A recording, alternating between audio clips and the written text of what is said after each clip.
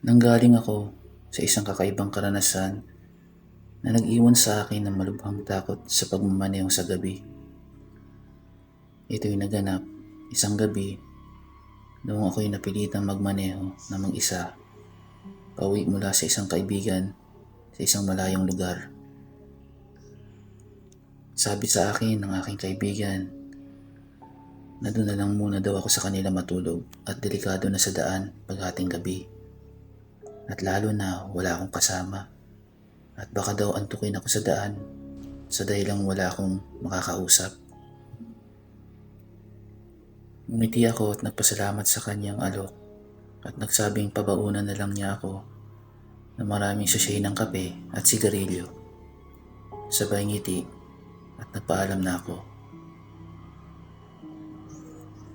Mga mag-iisang oras na din ako nagmamaneho at paunti ng paunti ang mga sasakyang nakakasabay ko sa madilim na daan. Na parang umiiwas sila sa oras na yun. Wala na rin mga bukas na tindahan o kainan sa paligid. Tumigil muna ako upang manigarilyo at nang paglingon ko, may isang matandang babae na biglang lumitaw sa aking likuran. May dala itong lampara at tinanong ako kung saan ako patungo. Itinuro ko ang aking destinasyon at umiiling-iling ang matandang babae at sinabihan ako na bumalik na lang ako sa aking pinanggalingan sapagkat maraming sasakyan ang umiiwas na sa oras na yon patungo sa aking direksyon. Tinanong ko siya kung bakit at marami na raw nadidisgrasyang mga sasakyan sa lugar na yon sa ganong oras ng gabi. Napatuloy na naglakad ang matandang babae. Mga wala pang 2 minuto ay nagpatuloy na ako sa aking paglalakbay. Nakakapagtaka lang ay di ko na makita ang matandang babae na wala namang papasukang bahay o daan sa madilim na lugar na yon. Habang lumiliko ako sa madilim na daanan patungo sa mga masisikip na kalsada, agad kong napansin ang pag-iba ng paligid. Ang paligid ay namumukhang mas mababa ang temperatura at ang mga halaman at mga puno ay nagmumukhang parang mga anino na naghihintay na sumalubong. Ang buwan pasilip-silip na nababalot ng mga ulap na kumukubli sa kanya, ganoon din ang mga bituin na tila ba nagtatago sa likod nito.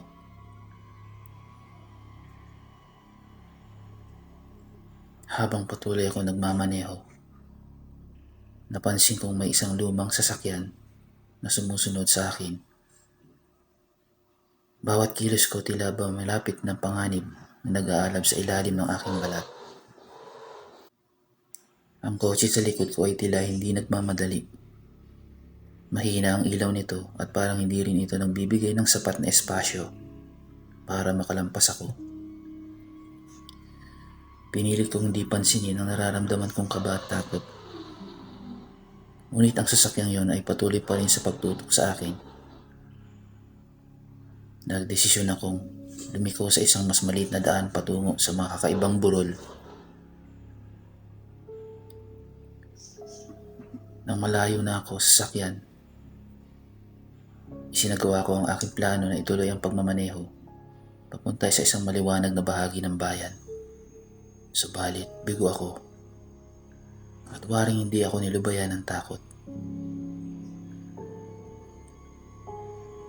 Tanging makikita ay mga nagliliparang mga uwak na napakaingay. Nakakarindi ang paulit-ulit nilang mga tinig na tila pinagtatawanan nila ako. Nagpatuloy ako sa pagmamaneho nang may nakasalubong naman ako na isang karwahe at mga tao na nakaitim at makikipaglibing. Lahat sila nakatingin sa akin ng matalim. Napagtanto ko na sa aking paglalakbay sa madilim na lugar na yun ay wala naman akong napansin na isa bang sementeryo na aking nadaanan. Habang ako ay nagmamaneho, Bigla akong nagulat sa paglabas ng isang anino sa harap ko. Napilitan akong ilagay ang mga paa ko ng biglaan sa preno. Ngunit sa kabila ng aking pagsisikap, hindi ko na naiwasan ang pagbangga. Nilingon ko ang paligid ng sasakyan ngunit wala namang tao na maaring nabangga ko. Nagpatuloy ulit akong magmaneho. Ngunit may kakaibang kutob akong may kung anong nakasubaybay pa rin sa akin. Ipinakita ng aking relo na hating gabi na, ngunit hindi pa rin ako mapakali nang biglang lumitaw ang anino ng isang babae sa tabi ng kalsada. Napasigaw ako sa gulat, ngunit habang ako'y patuloy na nagmamaneho, napagtanto kong mukhang hindi siya isang tao, ngunit isang espiritu na naglalakad sa tabi ng kalsada. Mabilis kong tinignan ang salamin sa likod at nakita ko ang babae na nakaitim at nanilisik ang mga mata. Sumisigaw ng napakatining na halakhak at nagkandara pang sumakay sa likod ng aking sasakyan. Pinawisan ako ng napakalapot at bumibilis ang tibok ng aking puso, kaya't binilisan ko ang takbo ng aking sasakyan at iniwasan ang pagtingin sa likuran. Naririnig ko pa rin ang mga lakhak na sobrang lakas. Nanalangin ako ng mataimtim. At mga ilang saglit pa ay nawala na rin ang mga matitining na halakhak.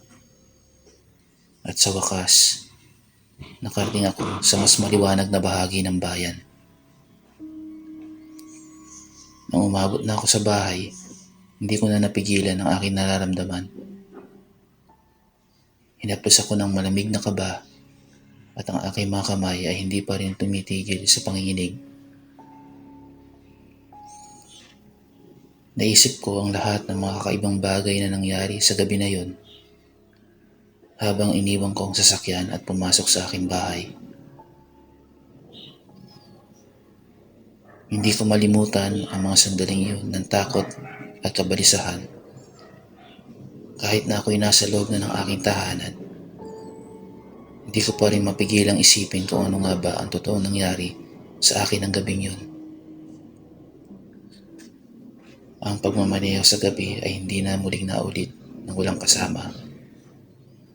Mula noon sa aking pag-iisip, bawat hakbang sa madilim na kalsada ay nagdudulot ng nakakabinging takot at pangamba ng anino sa dilim.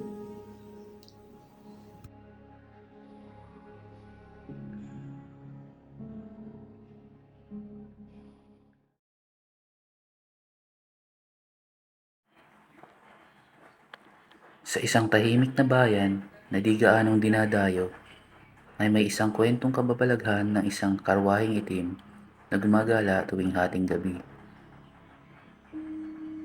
Ito ay sinusundan ng mga taong nakaitim na wari mo'y nakikipaglibing.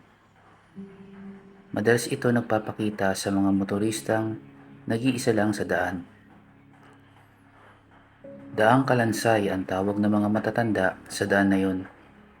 Sa dahilang ito'y may mga kwentong kababalaghan na naririnig nila mula sa mga magulang pa nila. Minsan may isang lalaking dayo na napadpad sa lugar nila. Na maghating gabi na, inalam nila kung saan siya dadaan. Ang tugon ng lalaki ay si Daang Kalansay. Pinayuhan siya ng mga tao na wag na doon sapagkat mapanganib. Ngunit ngumiti lang siya at nais niya raw malaman kung totoo ang alamat ng Daang Kalansay. Lumarga na ang lalaki. Pangisi-ngisi lang siya at binaliwala ang kwentong bayan. Sinadya pa niya na magpahating gabi para daw may thrill. Pumasok na siya sa daan na yon. Walang mga sasakyan, sambit niya sa sarili. Solong-solo niya ang maluwang na daan. Naisip niya na mga saglit lang naman yun at bibilisan na lang niya ang takbo ng kanyang sasakyan. At makakarating din siya sa main road. Napakatahimik ng daan. Nagpatutug siya ng rock music para mawala ang kanyang antok. Mag-iisang oras na siya sa madilim na daan na yun, ay parang di naman siya nakakalayo. At parang pabalik-balik lang siya sa lugar na yun. Napakalayo naman ata ng main road, sambit niya sa sarili. Napakalamig. Pinatay niya ang aircon. Ang musika sa sasakyan niya ay tumigil din ng biglaan. May narinig siya ng malungkot at makalumang tugtugin ng isang violin na parang tugtugin kapag may ililibing. Ilang saglit lang ay may natanaw siya ng mga tao na nakaitim ang suot. Nakatalukbong ang kanilang mga ulo. At dahan-dahan sila na naglalakad sa oras na yon. Sinusundan nila ang isang karwaheng itim.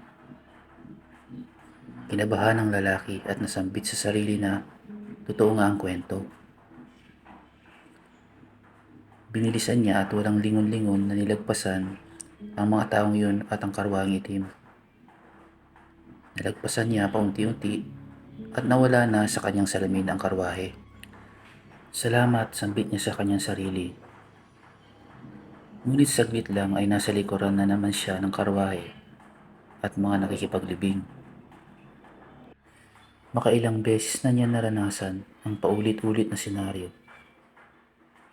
Napasigaw na siya sa sobrang takot, inis at kalituhan. At sa isang pagkakataon, pasalubong naman ang karwahe sa kanyang sasakyan. Tumigil ang kanyang sasakyan na walang kadahilanan at unti-unting papalapit na ang karwaheng itim. Halos mamatay siya sa sindak na may isang bata na bumulaga sa kanyang bintana. Ang bata, napakaputi ng kanyang mukha. Paulit-ulit na kinakabog ang salamin ng kanyang sasakyan. Nagsilapitan ng mga tao na wala palang mga mukha. Nakaharap sila sa lalaki, umuungol, umiiyak. Parang bumaliktad ang kanyang sikmura sa mga nasaksihan. Nasa harapan na ng lalaki ang itim na karwahe. Tumigil ito at dahan-dahang bumaba ang kutsero, nakaitim. Wala itong ulo. At pinuksan ang pintuan ng karwahe upang yayain ang lalaki na sumakay na sa loob. Sa wakas, biglang nag-start ang kanyang sasakyan at umarurot ang lalaki sa sobrang takot. Tumagos sa kanya ang malalamig na kaluluwa ng mga taong walang mukha. Sa sobrang bilis ng lalaki, nadulas ito sa pagliko sa isang maliit na pakurbang daan at nahulog ang sasakyan ng lalaki sa bangin. Ilang saglit bumangon siya mula sa pagkakahulog na yon at naroon ang karwaheng itim na nakalutang at ang kutsero. Hinihila siya nito na sumakay at nagwika sa malamig at malalim na tinig. Nakita mo na ang hinahanap mo na itim na karwahe at ngayon, kasama mo na kami sa biyahe dito gabi-gabi sa daang Kalansay.